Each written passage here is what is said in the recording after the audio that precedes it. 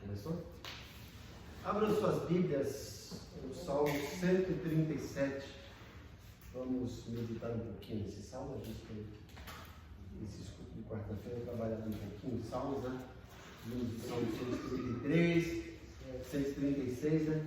Vimos o Salmo 23, semana retrasada. Semana passada trabalhamos o Salmo 91 e hoje o Salmo 137. Salmo 137.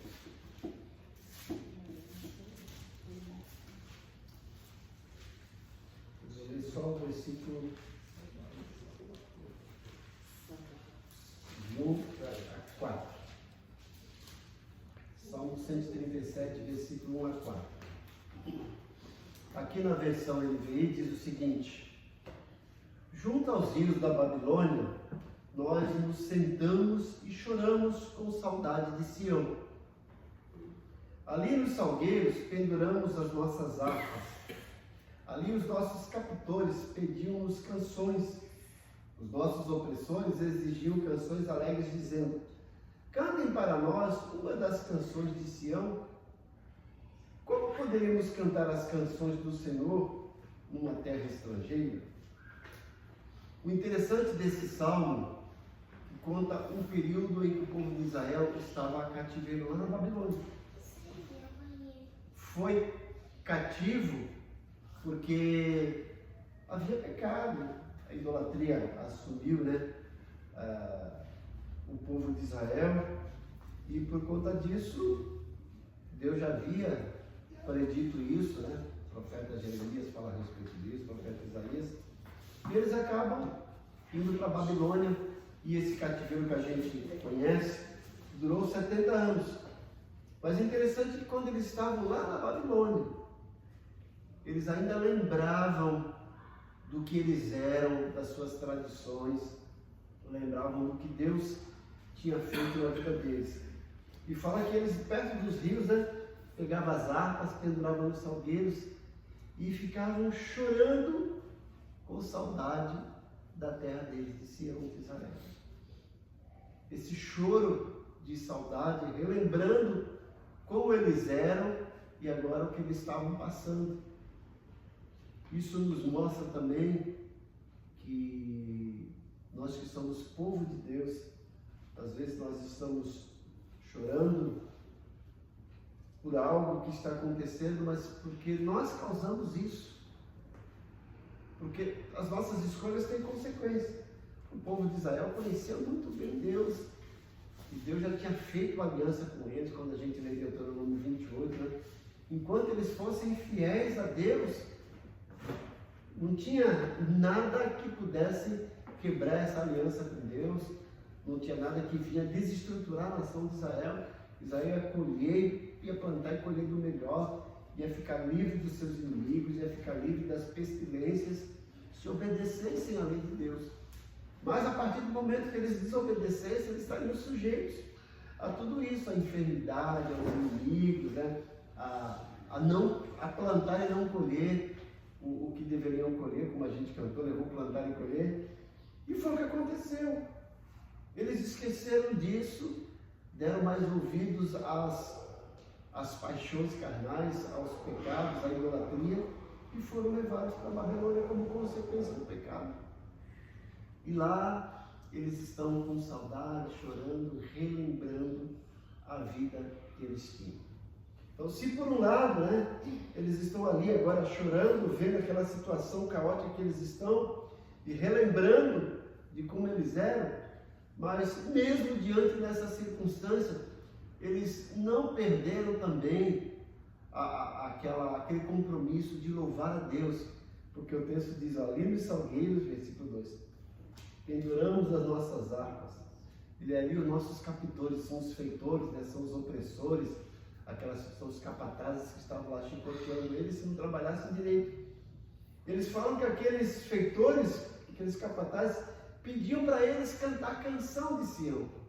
Então, veja que eles mantinham aquela tradição de louvar a Deus, cantar aquelas músicas, e a ponto de os seus opressores ouvirem e ficarem perplexos e até mesmo impactados com aquilo. E pediam para ele: canta para nós, canta para nós. Veja o que isso nos ensina: que por mais difícil que seja a situação, por mais caótica a situação que estejamos enfrentando, nós ainda temos motivo para louvar a Deus. Amém. Ainda temos motivo para cantar. Né? A Bíblia fala que quem está triste, cante. Né? A tristeza vai embora quando a gente canta. Geralmente a música mexe com a nossa alma, com as nossas emoções, e a gente consegue colocar para fora a tristeza, espantar a dor. E o povo de Israel não era diferente. Eles cantavam, talvez até alguns cânticos de lembrança, cântico de gratidão, e às vezes até cântico de tristeza. Mas no meio de tudo isso, aquele povo que oprimia dizia: canta para nós, isso faz um bem para nós, né? Então, é coisa para a gente pensar quando a gente está no leito do hospital, a gente ficar reclamando, né? Porque está demorando atendimento, porque a gente está lá enfermo. Cantar. Você não vai também perturbar o sossego dos outros, não. Você pode cantar baixo, e isso vai fazer diferença. Lembra Paulo e Silas quando estavam presos lá em Filipos? Em vez de estarem lá reclamando, né? Batendo na grade, dizendo: solta-nos daqui, nós não fizemos nada de errado. Eles estavam cantando louvores ao Senhor. Amém. E aconteceu aquele grande milagre.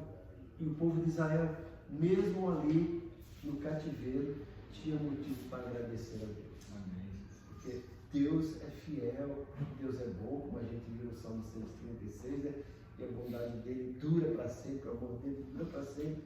E o povo de Israel lá tinha os seus instrumentos, né? E levava os seus instrumentos, estava trabalhando, na hora do descanso, pendurava, né? E quando tinha uma oportunidade, ela tocava os instrumentos e cantava. E como eu disse, a ponto dos opressores dizendo: cantem, fala, até que alguns exigiam, né?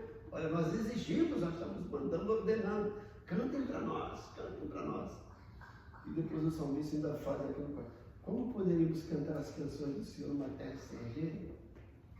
Mas cantava a ponto de os outros quererem ouvi-los cantar. Então, que isso sirva para a gente de estímulo, né? Nos momentos difíceis, que às vezes esse momento difícil, como eu falei, são consequências de nossas escolhas erradas que a gente faz, de se afastar do caminho de Deus, e a gente colhe as consequências.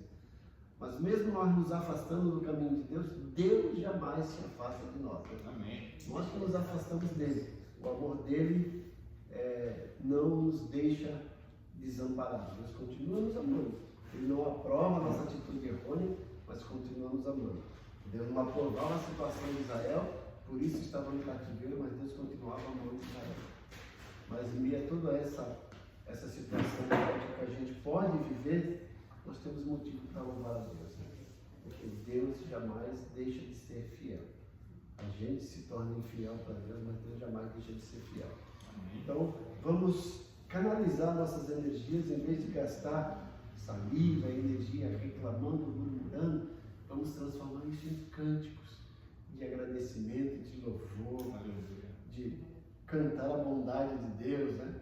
Como tem aquela canção, né? Eu cantarei a bondade de Deus. Cantar a bondade de Deus, que Deus é bom todo o tempo. Amém. E isso vai nos dar mais alegria e vai nos fazer mais perto de Deus. Então, independente da situação, nós temos motivo para agradecer a Deus. Essa pequena palavra que eu queria compartilhar com vocês nessa noite. Vamos orar? Viu, pastor? Ainda tem assim também como a gente, né? Eles lá estão presos, podem estar presos, mas a alma deles está liberta. Sim. E muitas vezes a gente aqui está liberto, mas a alma está presa. Porque às vezes procura estar em Deus e está fazendo outras coisas que não. Em vez de estar se alimentando da palavra, estar buscando. O apóstolo Paulo até fala assim: a palavra de Deus não está ao jornal, né? Então vamos orar e agradecer a Deus por esse período.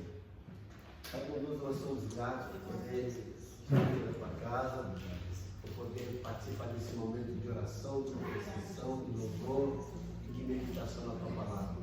Nós vamos agora para os nossos lados e, como sempre, a nossa oração é que o Senhor nos proteja, que o teu exército de anjos nos conduza até os nossos lares, nos guardando, nos protegendo, que possamos Santo Espírito nos dê uma noite tranquila, um sono reparador, e que tenhamos um momento maravilhoso na tua presença, cheio de entusiasmo, de alegria para te servir, nos teus sonhos proféticos.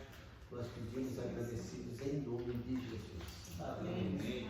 Que a graça do Senhor Jesus, o amor de Deus Pai e a comunhão do Espírito Santo seja com todos. Ebenezer, a igreja se encontra em você. Amém.